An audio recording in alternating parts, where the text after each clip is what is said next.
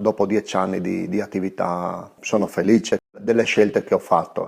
Ho cominciato questo lavoro per scherzo quasi, insomma, ecco, provengo da tutta un'altra realtà. Sono un tecnico elettronico, ho fatto per tanti anni impianti di sicurezza, quindi la mia vita lavorativa precedente era tutta un'altra cosa. Ho sempre avuto passione di moto e di biciclette e ho fatto qualche lavoro a casa, insomma, per passatempo, nei ritagli, i sabati, le domeniche, insomma, ecco. E così poi, quasi per scherzo, ho avuto l'occasione di provare a fare qualcosa di più. Ho avuto la fortuna di fare il dipendente in un'azienda del settore e spronato poi dagli amici anche dai risultati che ho ottenuto, ho deciso di intraprendere questa strada, insomma, ecco, non avrei mai pensato di mettermi a fare l'imprenditore. Nel primo periodo sono successe sicuramente alcune cose simpatiche. All'inizio, quando sono partito, ovviamente ero affamato di lavori e ogni cliente che arrivava, insomma, mi faceva ben sperare. Siccome appunto provenivo da un'altra realtà, mi capitava più spesso di avere richieste per il climatizzatore piuttosto che per la presa della corrente, invece che per fare un pezzo di moto. Mi capitava la signora settantenne piuttosto che il ragazzo di 20 anni. E poi fortunatamente le cose sono cambiate, la mia realtà si è consolidata, la gente ha cominciato a conoscermi e diciamo queste situazioni, seppur simpatiche, non mi si sono presentate più, insomma, e così ho continuato a fare pezzi di moto, ecco.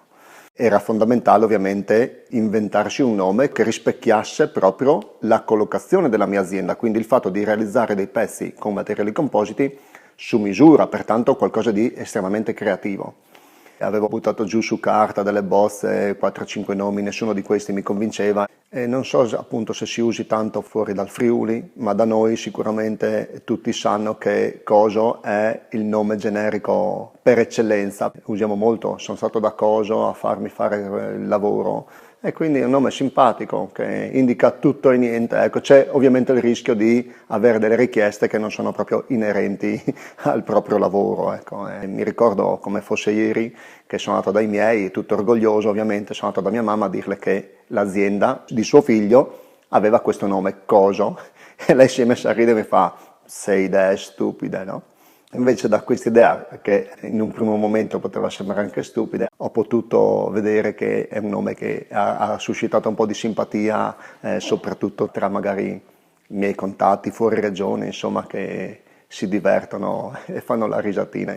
Beh, all'inizio mi sono sbizzarrito facendo dei lavoretti per me, ho riparato una bicicletta che utilizzavo, ho fatto dei pezzi per la Vespa di mio papà per personalizzarla, ho sempre avuto questa fissa, diciamo, l'idea di avere un pezzo fatto per me.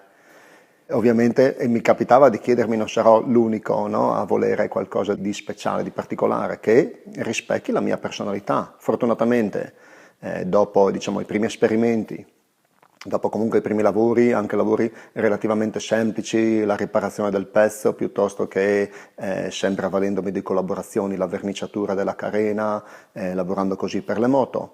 Fortunatamente poi mi sono fatto conoscere, la gente ha apprezzato il mio modo di lavorare e ho capito che di matti, di gente strana ce n'è tanta, ecco, che vuole il pezzo fatto su misura, più di quello che pensavo in tutta onestà. E quindi adesso la mia collocazione è proprio quella, quindi quella di realizzare il pezzo particolare su misura, su specifiche. Ho potuto comunque mettere mano su certi mezzi, insomma, di tutto rispetto, da qualche appunto serie limitata a delle moto da superbike vere, a dei pezzi da GP e quindi insomma per un appassionato come me questa è una grande soddisfazione, mi fa venire al lavoro molto più volentieri, ecco, perché riesco a dare sfogo a quello che è appunto la mia passione, ecco.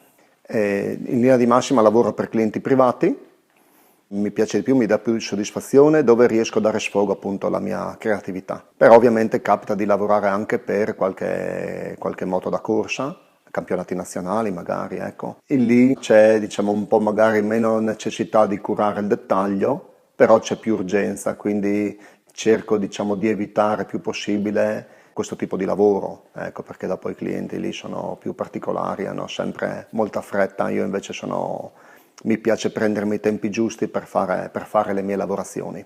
È già da qualche anno che ho la fortuna di vedere le mie creazioni pubblicate sulle riviste del settore, nello specifico Mototecnica. Franco Daudo, direttore attuale, è una cara persona, sempre molto disponibile, e quindi questa cosa mi piace, ha dato un po' di visibilità alla mia azienda e quindi è una cosa che mi piace adoperarmi, cercare di fare dei lavori particolarmente curati, perché comunque ho quell'intento lì di vedere il lavoro pubblicato sulla rivista, pertanto voglio tenere il livello abbastanza alto di finitura e di dettagli, insomma, in genere. E così poi vedo dei riscontri anche quando vado a fare le esposizioni. Adesso, ad esempio, sono appena stato al Crame di Imola. Ci vado sempre molto volentieri, è anche un weekend per me di contatto con i miei clienti, tante persone vengono a trovarmi, mi fa molto piacere e vedo che tanti comunque leggono la rivista, per cui ritengo sia una cosa interessante, ecco, per curare anche il mercato. Insomma, io alla fine comunque ho bisogno di lavorare. E durante una di queste esposizioni che faccio fuori regione, proprio quest'anno mi è capitato, avevo lo stand allestito comunque con il mio logo, i Deplian, la mia moto, la replica della 500 di Arada che ho finito appunto per l'occasione. E si è presentato un ragazzo molto simpatico, tra l'altro, mi ricordo, si è messo a guardare la moto, quando ha visto la cover Forcellone che ho realizzato io, mi ha chiesto se l'avevo comprata da Coso, e in effetti ho detto sì, l'ho comprata da Coso, mi ha fatto anche un buon prezzo, e quindi abbiamo concluso tutti con una risata, anche i miei clienti che erano venuti a trovarmi in quel momento. È stata una cosa molto simpatica per me, perlomeno, insomma, ecco.